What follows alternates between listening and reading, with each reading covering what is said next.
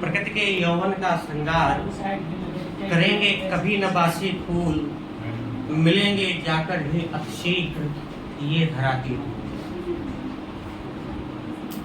मतलब प्रकृति की सुंदरता बासे या मुरझाए हुए फूल कभी नहीं बढ़ा सकते, ठीक, कभी नहीं बढ़ा सकते। ये बहुत जल्द ही टूट करके वृक्ष की शाखा से या पौधे की शाखा से टूट करके धरा की धूल मिट्टी में मिल जाएंगे। सोचना इसको कल बता। चलो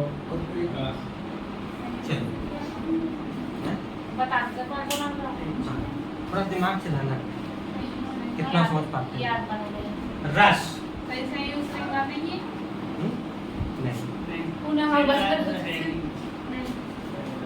रस होता क्या है, हमने उस दिन भी बताया था कि किसी भी कविता में अलंकार, रस और छंद तीनों पाए जाते हैं, ठीक।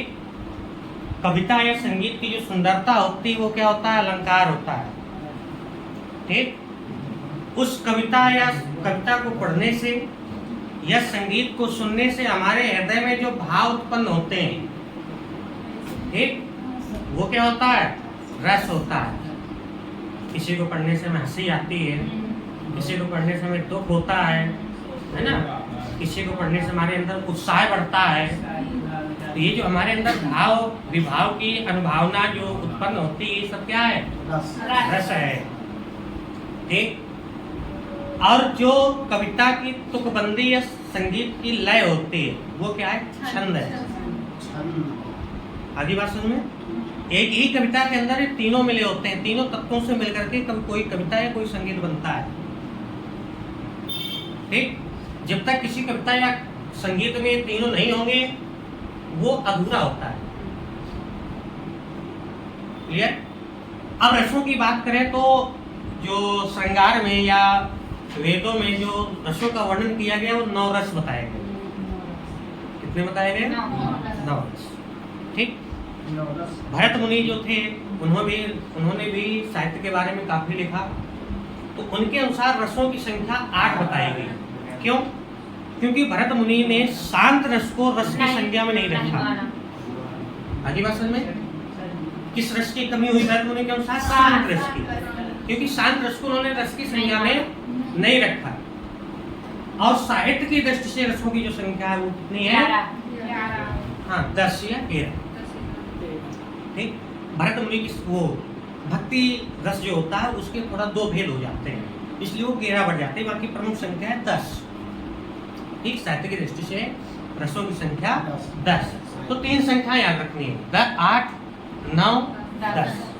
भरत मुनि के अनुसार 8, वेदों की दृष्टि के अनुसार 9 और साहित्य की दृष्टि के अनुसार 10। क्लियर। हाँ, अब देखें जो अगर हम रसों के बारे में और देखें तो कई प्रकार के होते हैं, कई भेद हैं, ठीक। तो हम लोग 9 रस पढ़ने की कोशिश करेंगे पूरे, है ना। हाँ, तो पहला जो होता है जिसको हम रसों का राजा कहते हैं या रसराज कहा जाता है, ठीक। क्या कहते हैं, रसराज कहा जाता है या रसों का राजा कहते हैं, ठीक। कौन सा होता है, श्रृंगार रस, ठीक। अच्छा, श्रृंगार थोड़ा सा देखो,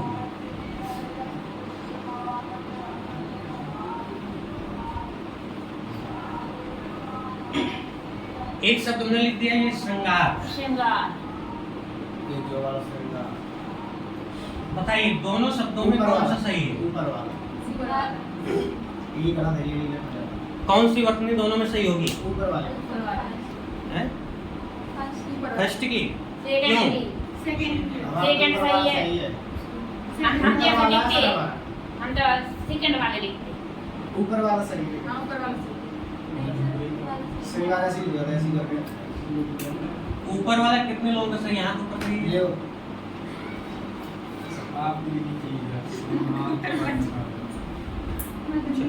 सेकंड वाले जरा ऊपर करें, सेकंड वाले का हम ऐसे लिखते हैं ना, तुम लोग किसमें नहीं हो, सेकंड वाले ऊपर करो ना, ऊपर का सेकंड वाले नहीं कोई दामन रेडी कर गए तुम सही जी उठाया है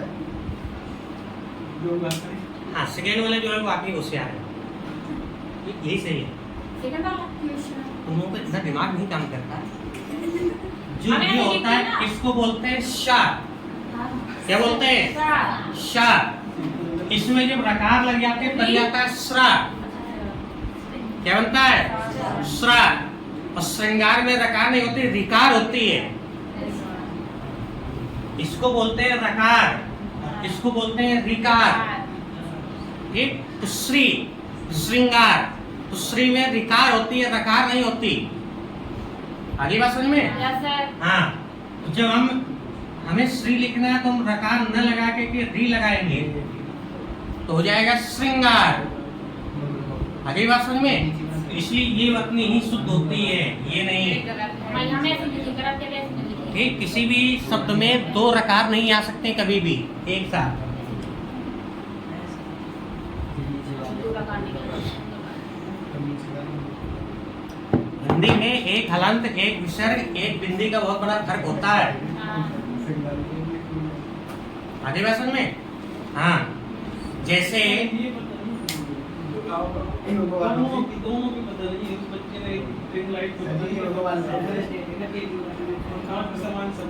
जैसे होता क्या है,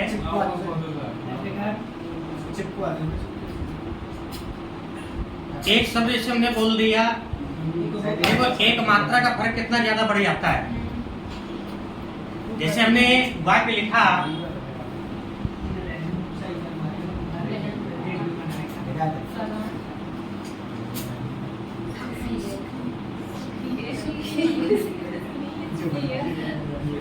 बहन सदा सुखी रहो। ठीक, बहन सदा सुखी रहो, कितना अच्छा शब्द है, कितना अच्छा वाक्य है ना। बहन सदा सुखी रहो मतलब सुख में रहो। ठीक, क्या गलत है? क्या सर? नहीं सर। मतलब एक भाई की भगवान से प्रार्थना है कि बहन सदा सुखी रहो।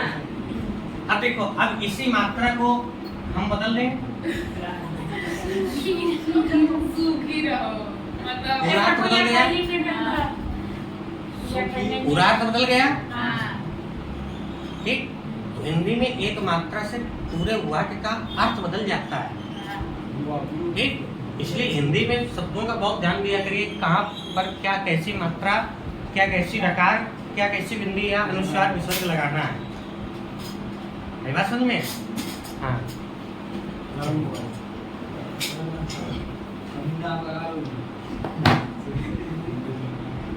श्रृंगार रस में, रसों में जो प्रमुख बिंदु होता है वो होता है स्थायी भाव। ठीक, प्रत्येक रस का एक स्थायी भाव होता है। ठीक, एक संचारी भाव होता है, एक अनुभाव होता है, एक विभाव होता है। संचारी भाव। ठीक, हाँ, लेकिन सबसे प्रमुख है वो है स्थायी भाव। जैसे श्रृंगार रस का हम स्थायी भाव देखें तो क्या होता है? रति। श्रृंगार से मतलब क्या है? सुंदर, सुंदरता। इसीलिए इसका स्थायी भाव रति रखा गया, क्योंकि रति है कौन? कामदेव की पत्नी, जिनको विश्व में सबसे सुंदर माना जाता था। हाँ, जो कामदेव की पत्नी का नाम था रति, जिनको विश्व का सबसे सुंदर स्त्री या महिला मानी जाती थी। ठीक, इसलिए श्रृंगार भाव का, वो श्रृंगार रस का स्थायी भाव रखा गया रति। ठीक, श्रृंगार रस के दो भेद होते हैं, संयोग वियोग।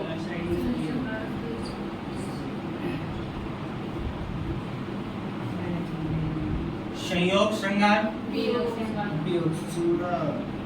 और वियोग श्रृंगार।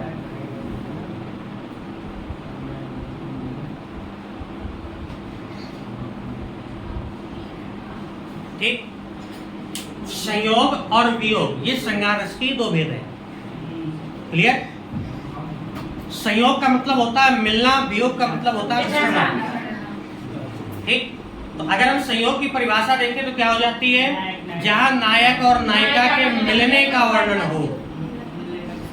ठीक, हाँ, जहाँ नायक और नायिका के मिलने का वर्णन हो वहाँ कौन सा होगा? संयोग श्रृंगार। उदाहरण के लिए जब श्री राम मिथिला पहुँचते हैं, सीता जी भी पूजा के लिए आते हैं, दोनों बेचैन थे एक दूसरे से मिलने के लिए।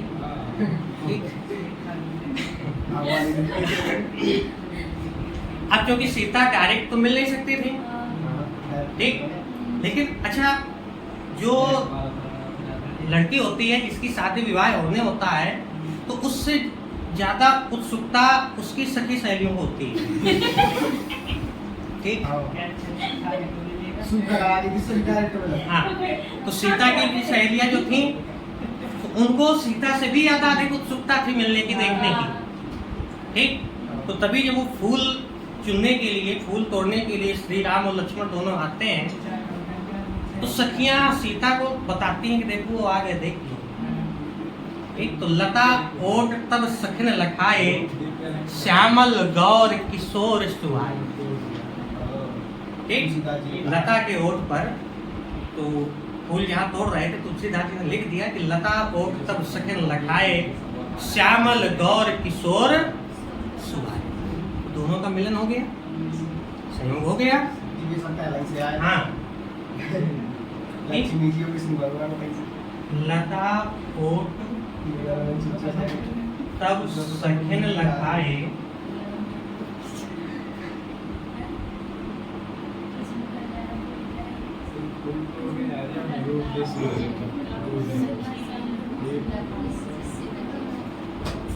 श्यामल गौर किशोर सुहाए।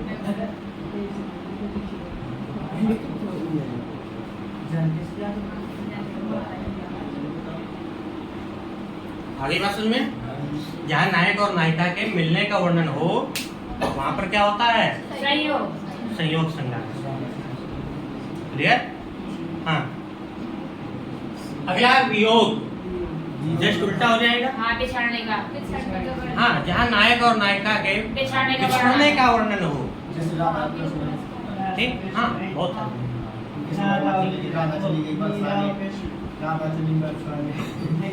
कह सकते हैं, ठीक।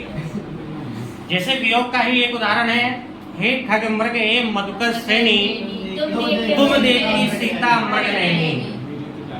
जब सीता का हरण हो जाता है, रावण ले जाता है, तब राम रोते हुए पौधों वृक्षों से, पशु पक्षियों से पूछते हैं कि हे खग मृग हे मधुकर श्रेणी, तुम देखी सीता। योग का हो गया। अब देखिए कई टीचर होते हैं क्या है कि इसी एग्जाम्पल को करुण रस का भी उदाहरण लिखा देते हैं, जिसमें मोस्टली हाई स्कूल 10 और 12 इंटर में कंफर्म यही लिखवाते हैं कि वियोग का भी यही, करुण का भी यही। लेकिन ध्यान कर लेना, कंपटीशन में अगर आपने इसको करुण रस में रख दिया तो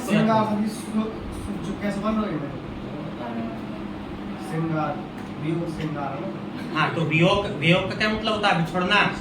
तो सीता जब हरण हो जाता है सीता का, तो राम से सीता बिछोड़े नहीं थे। हाँ, अब करुण में वो वस्तु होती जो एक बार हमसे छूटे तो वो दोबारा ना मिले, वहां पर होता है करुण। अगर कोई वस्तु हमसे अलग हो जाए तो वो दोबारा हमसे ना मिले, यानी हमेशा के लिए अलग हो जाए। क्या सीता राम को दोबारा नहीं मिले थे? ठीक, तो करुण वहीं पर होगा जब कोई वस्तु हमसे अलग हो जाए तो वो दोबारा हमसे ना मिले, वहां पर होता है करुण। अगली बात समझ में चलिए, तो वियोग का कंफर्म हो गया एग्जाम्पल, क्या रहेगा? हे खग मृग हे मधुकर श्रेणी, तुम देखी सीता मृग नैनी। क्लियर? ये हो गया आपका श्रृंगार, कंफर्म हो गया, कोई दिक्कत? चलिए दूसरा है हास। ठीक है, हास रस लिख लीजिए।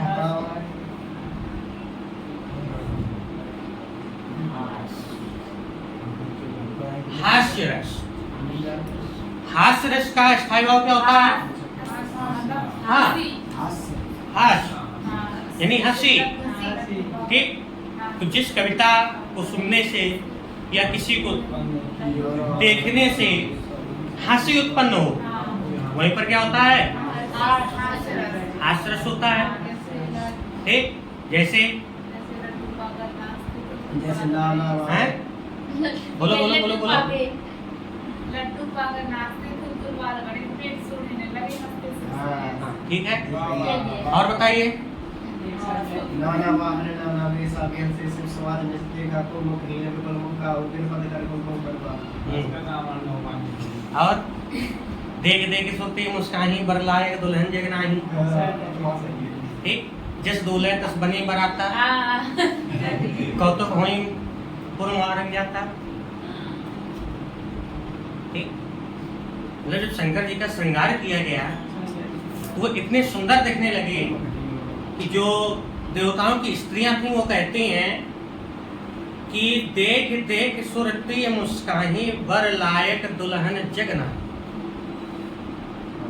मतलब जैसा दूल्हा ये बना है आज तक ऐसा दूल्हा कोई बना नहीं, और इस दूल्हे के लायक कोई दुल्हन पूरे संसार में नहीं बनी। ठीक, हाँ, अब भाई जब बाकी देवता थे, अब देखो जब किसी की शादी होती है ना तो जो दूल्हा होता है उसको लोग ध्यान नहीं देते, खुद की तैयारी में लोग ध्यान देते हैं कि हम कितना अच्छे से तैयार हो जाए, कितना सुंदर दिखने लगे। ठीक, हाँ, दूल्हे को छोड़ देते हैं, इसको वैसो चाहे जितना इसको सजाते लगता वैसे वो उसका है। ठीक, हाँ भाई, कल से इसको वैसे सुंदर नहीं दिखना तो एक दिन सुंदर दिखने से क्या फायदा है? ठीक, इसलिए उसको कोई ध्यान नहीं देते, बोले हो जाएगा हो जाएगा। तो वही सती शंकर जी के पास थी, बढ़िया आराम से कैलाश में बैठे थे, उनके जो गण थे नंदी और भृंगी वही थे, बाकी सारे देवता अपनी तैयारी में रहे, बढ़िया मस्त थे। ठीक, अब बोले बाबा का श्रृंगार कौन करेगा? तो नंदी और भृंगी जो उनके दो गण थे बोले हम ही करेंगे। हाँ, तो बढ़िया बाबा को नहलाया धुलाया। अब ये हुआ कि पाउडर, पाउडर कहाँ मिलेगा? तो गए तो देखा एक चिता जल रही थी, बढ़िया उसकी राख लाए पूरे शरीर बढ़िया। ठीक, बोले दूल्हा का सबसे प्रमुख अंग है मोर। मोर होता है ना जो रखा जाता है। हाँ, बोले मोर कहाँ से आएगी? तो 10-12 सांपों को पकड़ा, उनके मुंह को बांध दिया, बढ़िया उनकी पूंछ जो थी पतली पतली वो लटकने लगी। ठीक, वो मोर हो गया। हाँ, बोले काले कुंडल, बोले बिच्छू लाके लटका दिया। अब देखो नाप तौला बिल्कुल ध्यान रखा उन्होंने, जितनी लंबाई चौड़ाई का बिच्छू इस कान में लगता है उतनी लंबाई चौड़ाई का बिच्छू इस कान में, उसी कलर का भी मैचिंग का बहुत ध्यान रखा। ठीक, हाँ, अब बोले कपड़ा, तो बोले कपड़ा तो है नहीं, तो बोले बालगाम्बर में जिसमें बैठे थे वही बांधो। अब बालगाम्बर होता है चिकना, तो वो बंधे नहीं, बोले अब तो दिक्कत हो जाएगी भाई, दूसरे नगर में जाना है, इज्जत खराब होगी। ठीक, तो हमने एक सांप को पकड़ा, उन्होंने कमर में बांध दिया, उससे कह दिया देखो हम चाहे जितना नाचे कूदे लेकिन तुम हिलना नहीं। ठीक, अगर तुम हिले तो फिर दिक्कत वाली बात हो जाएगी। ठीक, उसने कहा चिंता न करो मैं कहीं नहीं हिलूंगा, मैं जैसा का तैसा बना रहूंगा। ठीक, इस तरह से बढ़िया श्रृंगार हुआ। अब बोले माला कहाँ से लाए? तो कई सारे मुंडों खपड़ियों को लाए, सरों को बांधा, माला बना दिया। ठीक, हाँ, गले में सांप, हाथों में बाजू बंद में सांप। ठीक, बढ़िया श्रृंगार। जब चलने लगे देवताओं ने देखा कि दूल्हे के लायक हमारी बारात तो नहीं है। हाँ, तो इसलिए जितनी बारात है सबको आगे चला दो, दूल्हा पीछे आता रहे।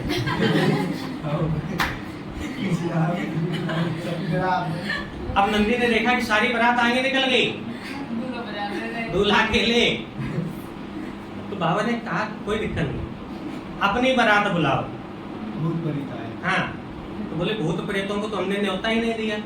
तो बाबा बोले अपने लोगों को न्योता देने की जरूरत नहीं पड़ती भाई। अब आप लोगों के घर में शादी विवाह होता होगा तो क्या कोई कहता है कि भूत प्रेत तुम भी आ जाना? नहीं आता। लेकिन वो अपने आप आ जाता। ठीक, तो बोले हमारे को न्योता देने की जरूरत नहीं है, बोले एक बार आवाज लगाओ सब आ जाएंगे। तो जैसे नंदी ने आवाज लगाई यहाँ आ गए सब। ठीक, हाँ तो वही नाना बान नाना बेसा विशेष शिव समाज ने देखा को मुख हीन विपुल मुख काहू। ठीक, हाँ हाँ, तो जस दूल्हा तस बनी बराबर। ठीक, भी से शिव निज समाज ने देखा। ठीक, हाँ जैसे दूल्हा का वैसे बराबरी बन गई। हाँ अब चले बढ़िया, जब चले तो अच्छा आगवान के लिए आते हैं ना कई लोग। पहले हुआ करता था कि गांव के बाहर अगवान खड़ा हुआ करता, अब तो वो मिर्चवान लेके जाते हैं सिर्फ।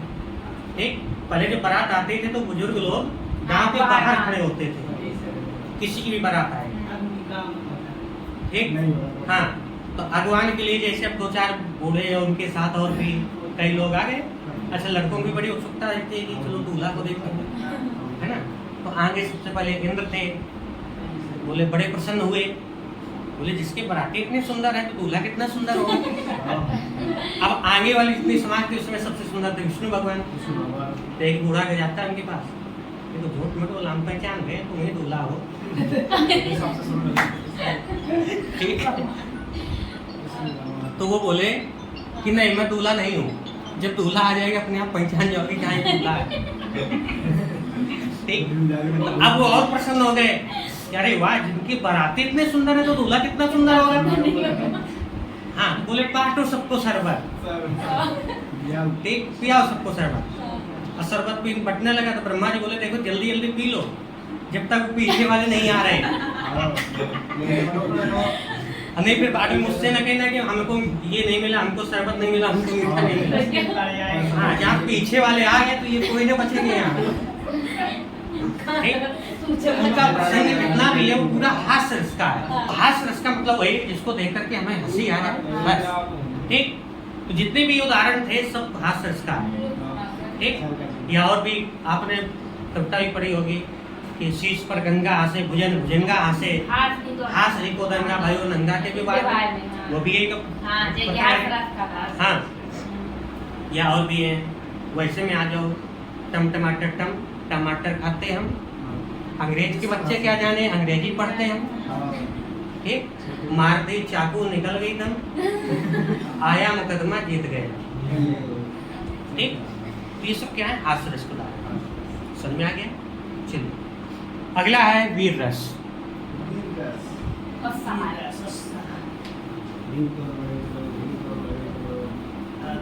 आगे पहाड़ों से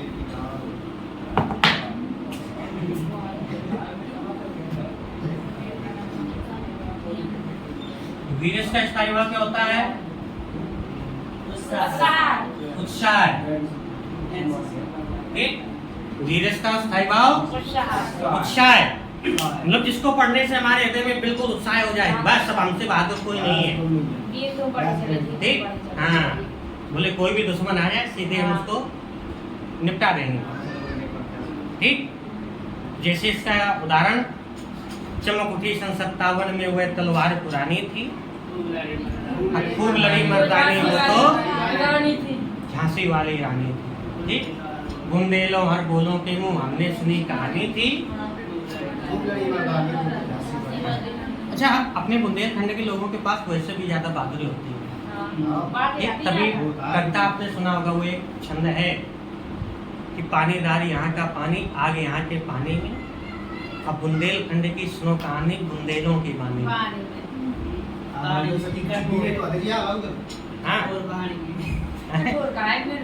हाँ ठीक है, तो वीर रस में जितने भी उत्साह वाले कविता होते हैं, जितने भी देश प्रेम की जितनी भी आप कविताएं पढ़ोगे वो सारी एक उत्साहपूर्ण होती हैं। ठीक, जैसे बुझी राग मत हमें समझना अंगारों के गोले हैं, देश आने पर मिटने वाले हम बारूदी शोले हैं। ठीक, ये सब क्या है वीर रस के उदाहरण है।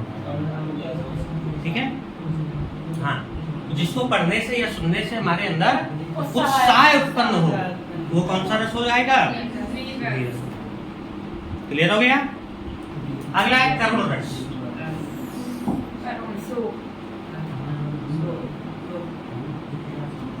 स्थायी भाव क्या होता है? शोक। एक करुणस का स्थायी भाव शोक। जैसे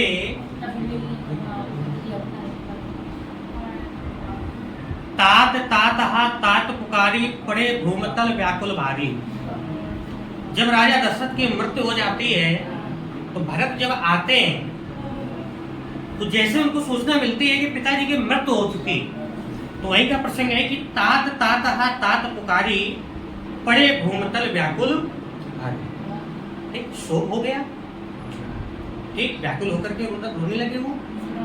क्लियर? या और भी है,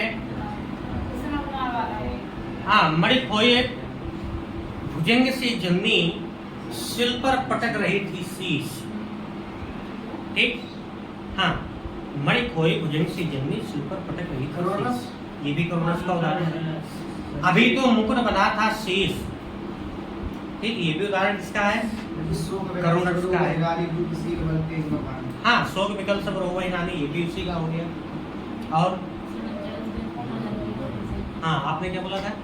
कैसे कुमार वाला जब उनकी माता पिता मर जाने लगी नहीं, माता पिता फूट के रोते से कुमार का तो ही तो ना नदी किनारे। तो जिसको पढ़ने से हमारे अंदर शोक हुई, दुख हो, दुख की उत्पत्ति हो, वही क्या हो जाएगा? करुणस हो जाएगा। अगला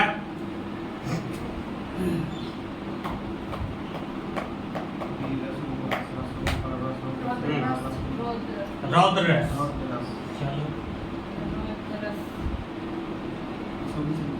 स्थायी भाव क्रोध। ठीक, जिसको पढ़ने में क्रोध आता है। हाँ, पढ़ने से सुनने से क्रोध उत्पन्न हो, जैसे नीता को आ जाता है ना? क्रोध। जैसे उदाहरण,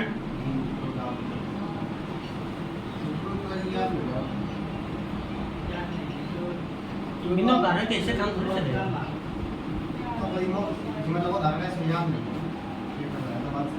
क्या? कहु जड़ जनक धनुष कै तोड़ा है। कहु जड़ जनक धनुष कै तोड़ा, सास भाव समसो रिप मोरा। ठीक, बेग दिखाओ मोड़ न ताजू, पलटाऊं मैं जहां तक लगता हो राजू। ठीक, हाँ, गरु व कठोर विदित शब काहू। ठीक, और कौन से उदाहरण है? रौद्रष्ट। करूंगा नृत्य तेरे मस्तक पर काल बनकर मैं, पीऊंगा हलाल का भला प्याला मौत बनकर मैं। कांपेंगी दसों दिशाएं कच्छप वाराय कांपेंगे, हिमालय हो धराशायी, ये जग की सकल अलौकिक है। ये भी आपका रौद्र रस का उदाहरण है। ठीक, तो मतलब जिसको पढ़ने से या सुनने से हमारे अंदर क्रोध उत्पन्न हो, ठीक, वो क्या होता है? रौद्र रस होता है। अगला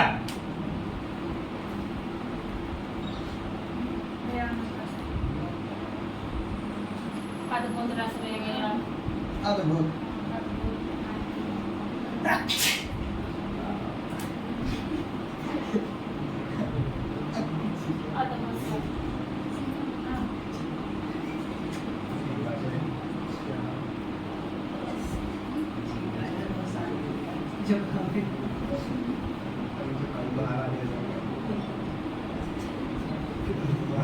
चलिए अगला देखिए, वात्सल्य रस।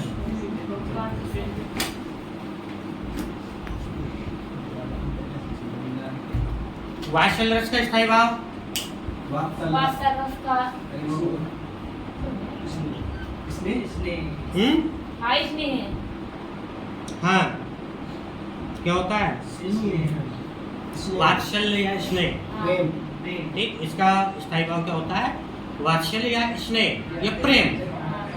मतलब छोटे बच्चे को देख करके हमारे अंदर जो भाव उत्पन्न होता है वही वात्सल्य है।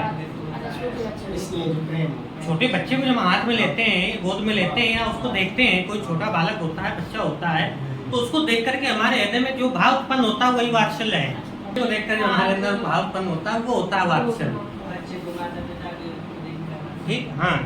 जैसे जसोदा हरि पालने झुलावे, हल रामे, डुल रामे, मल रामे, और जोई सोई कछ गावे। ठीक, जसोदा हरि पालने झुलावे, हल रामे, मल रामे, दुल रामे, जोई सोई कछ गावे। भाई कोई भी माता जब मैया होती है, जो बालक को अपने गोद में लेटाती हैं, ठीक, तो वो क्या करते हैं, अपने गोद में उसको बढ़िया झुलाते रहते हैं, कोई कुछ गुनगुनाती रहती है। बाकी बच्चे को थोड़ी पता है कि हमारी माँ क्या सुना रही है, हमें कौन सा संगीत सुना रही है, कौन सा धुन है, कौन सी लय है, कौन सा राग है, उसको पता नहीं होता। लेकिन उसको बालक को सिर्फ अपने माँ का वात्सल्य प्रेम दिखता है और वो शांत हो जाता है।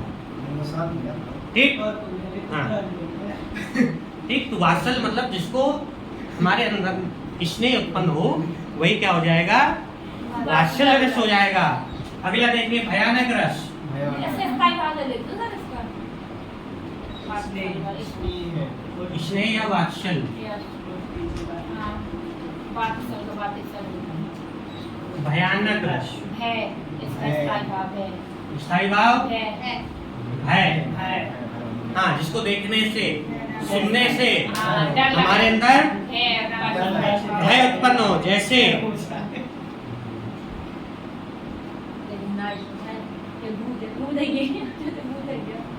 बोलो, जैसे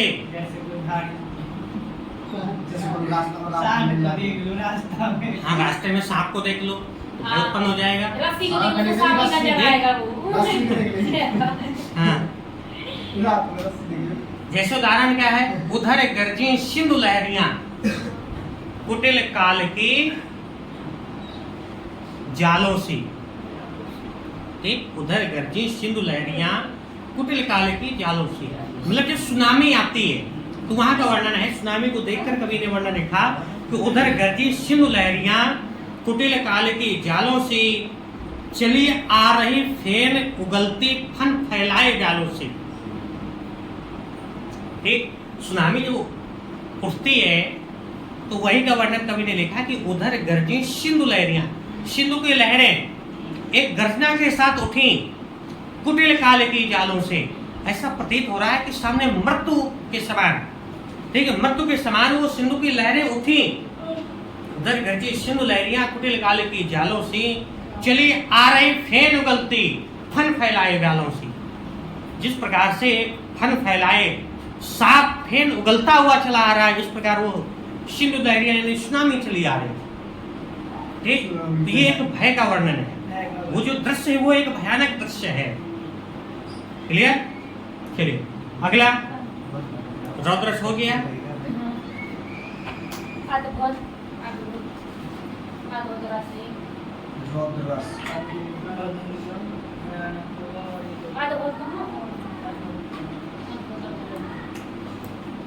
विभत्स रस,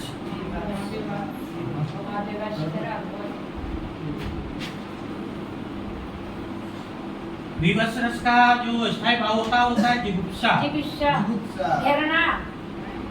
हाँ, जुगुप्सा या घृणा,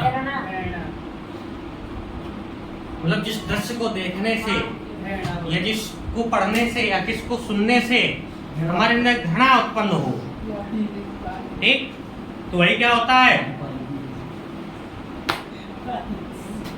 विभत्स रस होता है। ठीक है, जैसे देखो, एक कल्पना करना अपने दिमाग के आगे, अपने नेत्रों के आगे, आंखों के आगे वो दृश्य सामने लाना कैसा है। एक युद्ध की रणभूमि है, जहाँ पर युद्ध होता रहा, युद्ध क्षेत्र है, वहां पर कटे हुए सैनिक पड़े हुए हैं, कई लाशें पड़ी हुई हैं, कई घायल पड़े हुए हैं।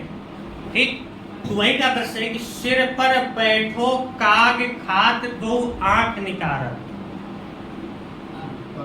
ठीक, सिर पर बैठो काग खात दो आंख निकारत, और खींचत जीभई स्यार अति आनंद उर धारत।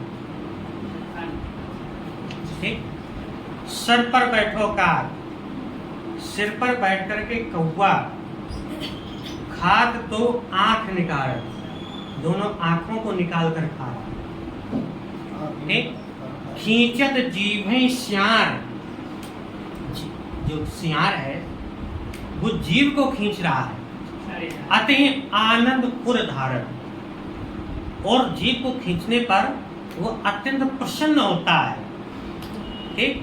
अंतरने की पहन माल गिद्धराज अंबर में विचरत, आंतों की माला पहन करके जो गिद्ध है वो आकाश में उड़ रहे हैं। ठीक। अंतरणियों की पहन माल गिद्धराज अंबर में विचरत। ठीक। और पिशाचिनी कंदुक इव मुंडन सो खेला, जो पिशाचिनी है, डाकिनी है, डायन है, ठीक, वो कटे हुए जो सर पड़े हैं उनको फुटबॉल बनाकर खेल देंगे। ठीक। अब ये जो दृश्य जिसके सामने होगा तो क्या होगा? घृणा होगी, इच्छा होगी, है ना? तो वही है विभत्स रस का उदाहरण। ठीक। हाँ, पिशाचियों की, डायनों की ये हमेशा की आदत है, वो सिर्फ सर ही खाती है। ठीक। आप लोगों को नहीं। अगला है अद्भुत रस।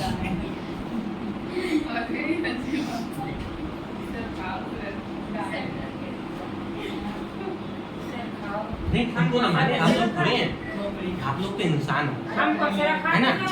हाँ। अच्छा देखो, एक संगीत सुनाओ। इसका स्थायी भाव होता है विस्मय। ठीक। अद्भुत रस का स्थायी भाव विस्मय। हाँ, ये आश्चर्य वही है, विस्मय का ही पर्याय है आश्चर्य।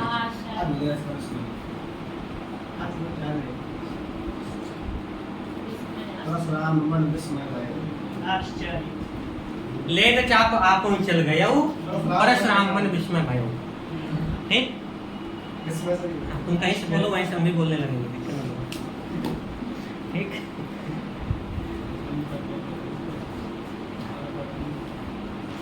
अब देखो वहां पर विस्मय क्या था? क्योंकि राम का जो अवतार हो गया तो राम ने ही अपना धनुष परशुराम को दिया था। ठीक। हाँ, विष्णु ने दिया था ना अपने, तो विष्णु का ही अवतार तो था राम, और विष्णु का ही अवतार परशुराम। ठीक। तो परशुराम ने कहा था कि मैं कैसे पहचानूंगा कि आपका अवतार हो गया? तो उन्होंने कहा था कि ये जो मैं धनुष आपको दे रहा हूँ, ये तो ये आपसे चलेगा या केवल मुझसे चलेगा, बाकी किसी और से नहीं चलेगा। हेलो, चलेगा या हमसे चलेगा, बाकी किसी से चलेगा नहीं। तो वही है, तो जैसे ही धनुष उन्होंने राम को दिया तो वो चल गया। तो लेत चाप आपो ही चल गयो, और परशुराम मन विस्मय भयो। ठीक। हुआ आगे या और प्रसंग देखिए, एक बार जब राम छोटे थे तो मैया यशोदा ने उनको नहला धुला करके सुला दिया। अच्छा, ये माताओं का एक विशेष इंपॉर्टेंट काम होता है कि जब जानते हैं कि बच्चा सो गया तो सोचते हैं कितनी जल्दी मैं घर का काम निपटा लूँ। ठीक। नहीं करने न देगा। ठीक। हाँ, वो मानसिकता होती है, कहीं ना कहीं वो सच भी होती है। ठीक। तो जैसे उनको सुला दिया राम को और मैया काम करने लगी, तो जब पूजा कर रहे थे तो पूजा में लड्डू रखे थे प्रसाद के लिए, किसी काम से वो किसी दूसरे कमरे में चले गए। जब लौट के आया देखा राम भैया लड्डू खाने लगे। मैया ने सोचा कि अभी तो मैं इसको सुला के आई थी, इतनी जल्दी यहाँ कैसे आ गया? तो फिर से वो शयन कक्ष में जाते ही यहाँ को सुलाया था, देखा पलंग में राम सो रहे थे। बड़ा आश्चर्य हुआ मैया को कि अभी वहाँ खा रहे थे, यहाँ सो कैसे रहा है? फिर वहाँ गए, देखा वहाँ खा रहे थे। फिर यहाँ आए तो पता चला सो रहे थे। ठीक। तो वही का प्रसंग है कि यहाँ वहाँ दुई बालक देखा, मत भ्रम मोर की आन विशेखा। इधर और उधर दो दो बालक दिखे, तो मैया को आश्चर्य हो गया कि ये मेरे मन का भ्रम है या कोई और लीला है। ठीक। वो क्या हो गया? आश्चर्यचकित, यानी अद्भुत। ठीक। आगे बात समझ में? तो कौन सा रस हो गया ये? अद्भुत रस।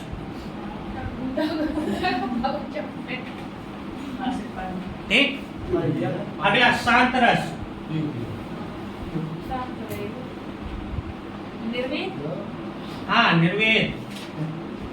निर्वेद शांत रस का। शांत रस का स्थायी भाव निर्वेद। ठीक। जैसे उदाहरण कौन बताएगा?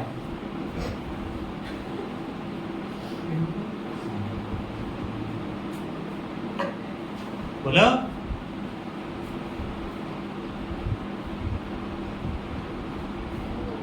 सत्यम। हाँ हाँ, मन रे तन कागज का पुतला। और लागे बूंद विनस हुई जाय। हाँ ठीक।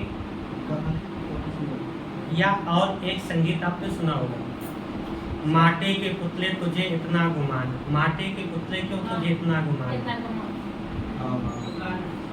ना, माटी के पुतले क्यों इतना गुमान है? ठीक।